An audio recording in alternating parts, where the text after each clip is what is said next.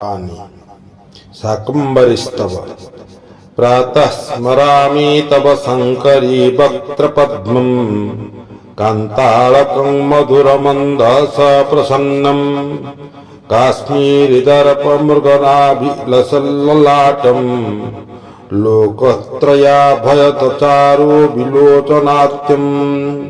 हे भवानी, तुमर सुंदर चूर्ण कुंतल मंडित मधुर स्मित हास्य संपन्न काश्मीर कस्तूरी रे शोभित ललाट संपन्न त्रिभुवन प्रति अभय प्रदान करुथिबा ललित लोचन संपन्न प्रसन्न मुखार बिंद को प्रातः काल रे स्मरण करुअछि। प्रातः भजामि तव शंकरी हस्तवृंदम माणिक्य हेम बलयादि विभूषणाढ्यम घंटा त्रिशूलकर बाल सुप्तस्तखेट पात्रो पात्रोत्तमांग डमरुलस्थितं मनोज्ञम। हे भवानी, माणिक्य सुवर्ण कंकणादिरे तुम्हें विमंडिता घंटा त्रिशूल खड्ग उत्तम पुस्तक स्वर उत्तम पात्र डंबरुवादिरे सुशोभिता तुमर अत्यंत सुंदर हस्त समूह को प्रभात काल रे भजन करुअछि। प्रातः नमामि शव शंकरी पाद पद्मं पद्मोत भवाति सुमन गण सेव्यमानं मंजू कोणत कनक नपुर राजमानं नंदार बुंद सुर विरुद्धामात्य हृद्यम। हे भवानी, तुमर पाद पद्म इत्यादि पुष्प समूह रे अर्चित होइथिबा मधुर ध्वनि करुथिबा कनक नुपुर रे सुशोभित सेही पाद पद्म देवता मान को परम आनंद प्रदान करुअछि। सेही अत्यंत माधुर्य संपूर्ण चिताकर्ष पाद पद्म को प्रातः काल रे प्रणाम करुअछि।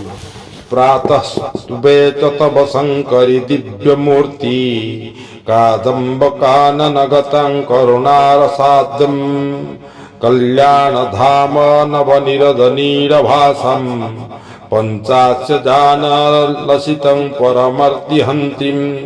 हे भवानी, कदम्ब बनरे शोभा पाउथिबा करुणा रसरे स्निग्ध हेउथिबा कल्याण भंडार नूतन मेघमाला सम नीलज्योति विशिष्ट सिंह वाहन उपरे शोभा पाउथिबा दारुण दुख विनाशकारिणी दिव्य मूर्ति को मु प्रातः काल रे स्तुति करुअछि। प्रातः वदामि तव शंकरी दिव्य नाम शाकंभरीति ललितो तेति शतक्षणेति दुर्गेति दुर्ग महासुरनाशिनीति श्रीमंगलेति कमलेति महेश्वरेति।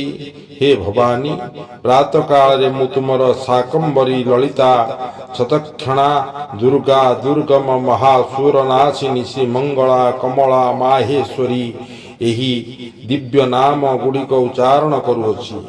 श्लोक पंचकमिदं पठति प्रभाते शाकंभरी प्रियकर दुरैति घनास्यं तस्मै ददाति शिवदा वनशंकरी स्या विद्यां प्रजां श्रीमुदारमतीं सुकीर्तिं। जो व्यक्ति प्रभात काल रे शाकंभरींकर अति प्रिय समस्त पाप विनाशक एही 5 कोटी श्लोक पाठ करिथाए से मंगलादायिनी वनशंकरी तांको विद्या संतान संतति उदारमती ओ सुकृति प्रदान करिछन्ति। इति श्री शाकंभरी प्रातस्मरणस्तव संपूर्णम्। ओम जय भवानी।